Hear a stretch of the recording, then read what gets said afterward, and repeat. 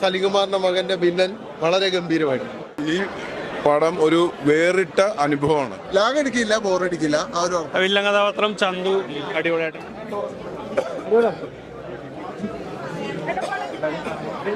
ചന്തുണ്ടി കലക്കിയോ?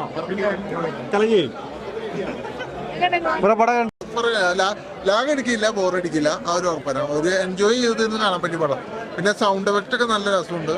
അതേപോലെ തന്നെ ഫൈറ്റും കാര്യങ്ങളും നല്ല രസമായിട്ട് ചെയ്തിട്ടുണ്ട്.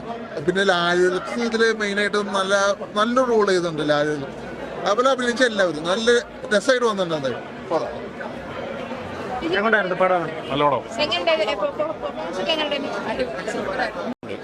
ഭയങ്കര രസമുണ്ട് കാണാനായിട്ട്. വില്ലൻ കഥാപാത്രം ചന്തു അടിപൊളിയായിട്ടുണ്ട്. എല്ലാവരും നന്നായിട്ടുണ്ട്. പടം ഓടും, തീർച്ചയായിട്ടും നല്ല രീതിയിൽ ഓടും.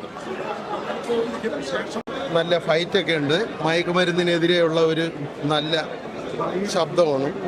വിദ്യാർത്ഥികളുടെ ഒരു നല്ല സിനിമയെന്ന് തന്നെ പറയാം. വിഷ്ണു ഉണ്ണികൃഷ്ണനും അഭിനയിച്ച എല്ലാവരും നല്ല രീതിയിൽ പെർഫോം ചെയ്തിട്ടുണ്ട്. ആരെയും എടുത്തു പറയാൻ പറ്റത്തില്ല, അത്രയും ഗംഭീരമായിട്ട് എല്ലാവരും ചെയ്തിട്ടുണ്ട്. സലികുമാറിന്റെ മകന്റെ വില്ലൻ വളരെ ഗംഭീരമായിട്ട് നല്ല സിനിമ.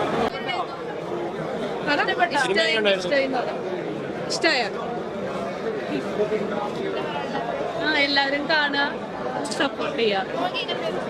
അടിപൊളി. എല്ലാവരോടും തിയേറ്ററിൽ വന്ന് പടം കണ്ട് ഞങ്ങളെ പ്രോത്സാഹിപ്പിക്കും. എല്ലാം നല്ലത്.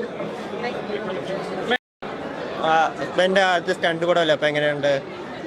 ഇതുവരെ ചെയ്യാത്തവർക്ക് വെറൈറ്റി ആയിട്ടുള്ള ക്യാരക്ടറാണ്. എല്ലാം നന്നായിട്ടുണ്ട്. ഈ പടം ഒരു വേറിട്ട അനുഭവമാണ്. കാരണം ഞാനിപ്പോൾ കണ്ടിറങ്ങിയ ഒരാളാണ്.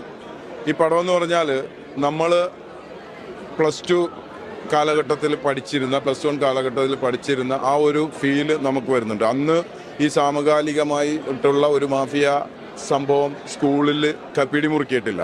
ഇപ്പോഴത്തെ കാലഘട്ടത്തിൽ ഈ പടം വളരെ അനിവാര്യമാണ്. കാര്യം +1 +2 പഠിക്കുന്ന കുട്ടികൾ തീർച്ചയായിട്ടും ഈ ഫിലിം കാണണം. എങ്ങനെ സമൂഹത്തിന് തിന്മയാകുന്നവരെ എങ്ങനെ തുരത്താമെന്ന് ഒരു മെസ്സേജ് കൂടെ ഈ ഫിലിമിലുണ്ട്.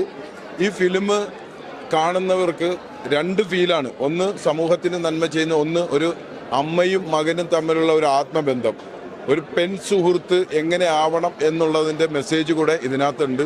അപ്പോൾ മാതാപിതാക്കളും കുട്ടികളും ഈ പടം ഉറപ്പായിട്ടും കാണണം.